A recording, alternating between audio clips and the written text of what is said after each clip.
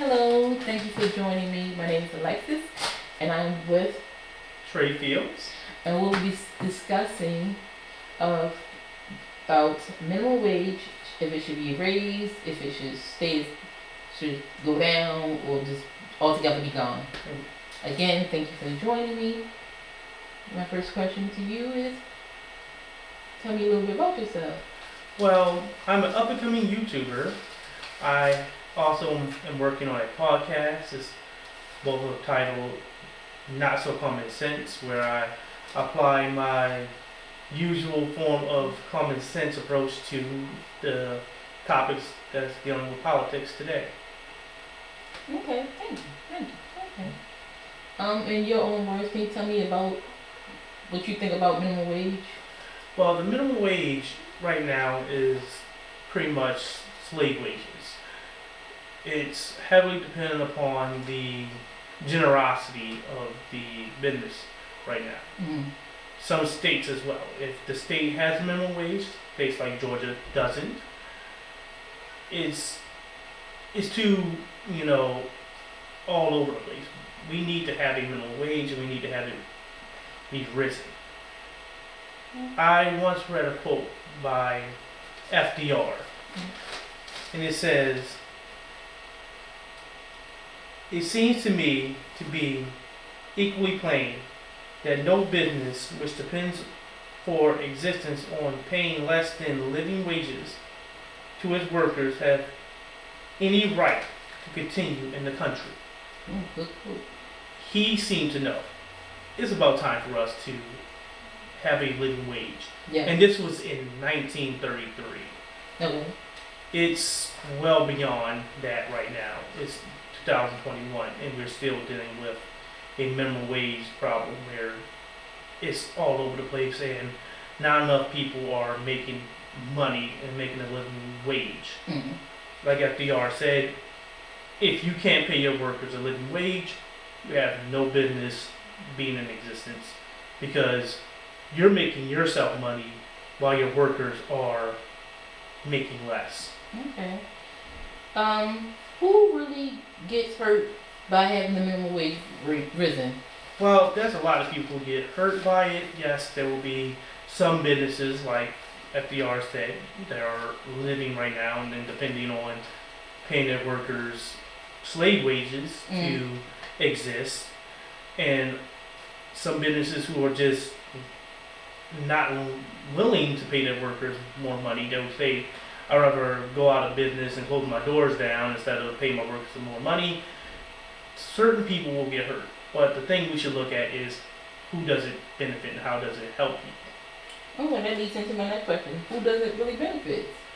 Well, a lot of people benefit from it. Employees benefit from it by having a more stable business and more stable work.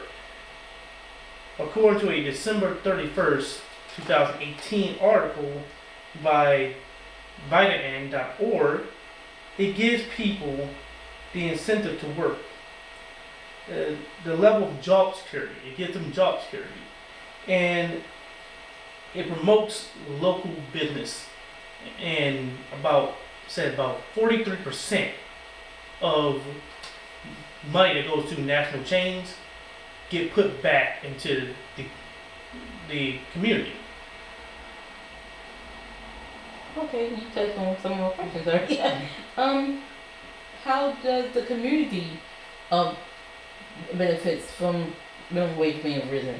Well, like I said, it helps out the community by having money being given to the community. If you go to like even a Walmart that you normally go to, they reinvest that money into the local businesses and local areas as well. If they pay their workers a higher wage and you go there and shop and these workers are making higher wages, these workers will also spend their money in the community, building up their homes, buying cars and things like that. They will spend money in the community, while if you don't, you won't be able to have that level of growth in the community that you would if they were paying a higher wage. Okay. Well, some people say, well, if you raise minimum wage, it's going to cause your mom and pop stores to close down. Do you believe that? Well, it's not going to really hurt minimum wage businesses. You know, small businesses do benefit from it. According to an article, Dan Price, a CEO of a Seattle-based organization, Mm-hmm. he paid his workers $70,000 a year. Mm-hmm. That was their minimum wage that they paid. And according to him himself, his business actually tripled in revenue. Mm-hmm. Here it is, basically a small mom and pop credit card processing company decided he's going to cut his pay and pay his workers $70,000 a year at the minimum payment, and his business tripled in revenue. Yes, I remember hearing this story. Uh, does raising the minimum wage help teenagers? Oh yes, it definitely does help teenagers. McDonald's in Denmark decided to pay a minimum wage of $22 Mm-hmm. an hour. And we know McDonald's don't hire 60, 70, 80-year-olds. They hire mostly teenagers. Mm-hmm. And these people benefited heavily. Mm-hmm. McDonald's was normally a fast food place which doesn't require that much work, Mm-hmm. that much skill, that much education. It paid their workers $22 an hour, and they benefited heavily from it. And they still made their revenue. They only had to raise their prices by a quarter in order to do so. Okay. Some people say that raising minimum wage won't help the unskilled workers. Yeah, like I said, it helps unskilled workers. Most places that are like fast food joints, they hire mostly teenagers and unskilled workers. It helps them out significantly. It also increases their ability to get out of poverty. Mm. Most people who are in poverty mostly don't have doctor's degrees, or some even don't even have a high school diploma. Right. But if you raise it up, it will not only help decrease poverty, but also help decrease inequality as well. Mm-hmm. What do you say to those who believe that you shouldn't raise minimum wage? You just shouldn't do it. Like, what do you say to those people? Those people normally focus on the fact that some businesses may get hurt by it, and also that we can focus on things like, a anti-poverty type solution to it, like let Congress work on doing anti-poverty programs that can help out. But to those individuals, the minimum wage helps people significantly. It lifts them out of poverty. It reduces crime. It also reduces inequality. And try to focus on certain things like letting Congress do it. Do you really think you want to let Congress be the one deciding your wages and saying, hey, it will be good today, but whoever gets in office the next may say, well, I'm going to end it. Like Donald Trump. He had a program in his budget was going to cut about $1.6 trillion if he would have won the election from programs like food stamps and Medicaid. Mm. That just shows if you have programs out there, they can be cut, they can be risen, they can be taken care of. But the minimum wage, if you raise it, it stays. You cannot lower the minimum wage. It stays, and it's good throughout the whole entire country. Again, what do you say to those who just say minimum wage, raising it will only benefits the teenager, not the middle age or elderly work population? What do you say to those people? Well, as we see already, most jobs require you to have a high school diploma.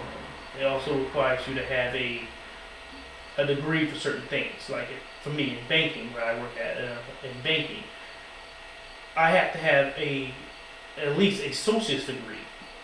So certain jobs that require you to have those expect you to be a certain age. So those jobs aren't going to hire a teenager if you're expecting to have a person to have an associate's degree. Now jobs like Walmart don't require you to have that.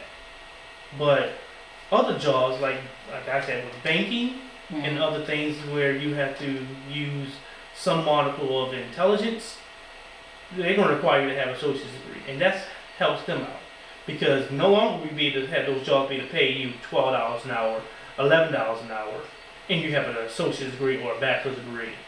And some workers, even nursing and fields like that, and the healthcare pays $13, $14 an hour.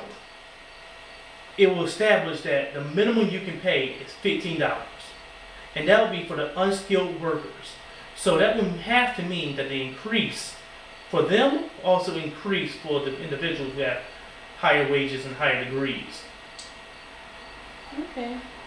Like you said, it benefits. It just not benefits the teenager. It benefits the middle-aged to elderly. Benefits the middle-aged workforce by, like you're saying, those who have the degrees. It has to. If you raise one wage for one group, you have to raise it for the other. Exactly. So on and so on. Yeah. Thank you. Mm-hmm. Thank you for your time. Any final thoughts or anything else you want to add? Well, I'm a really good advocate for raising the minimum wage. It really helps people out, and we should focus on that. Don't worry about people who are getting hurt because it's going to be less people that get hurt and more people that benefit. Mm-hmm. You know, of course, I always plug my show. Just look me up online, Trey Fields, mm-hmm. on YouTube, mm-hmm. and you can be able to find me. You can also look for Not So Common Sense, on Spotify and on YouTube, so you can see my show and hear more of my, not so common sense that everyone has. Thank you again for your time, and I do appreciate it. And for those who still say no, just do some more research. This was just to give you the opinion that the good outweighs the bad when it comes to raising minimum wage. Exactly. There's no such thing as a perfect plan, but you have to look at what outweighs what. The benefit outweighs the cost. Is always good. Don't look if the positive outweighs the negative. Always go for the positive. So, have a great day, everyone. Thank you. Thanks.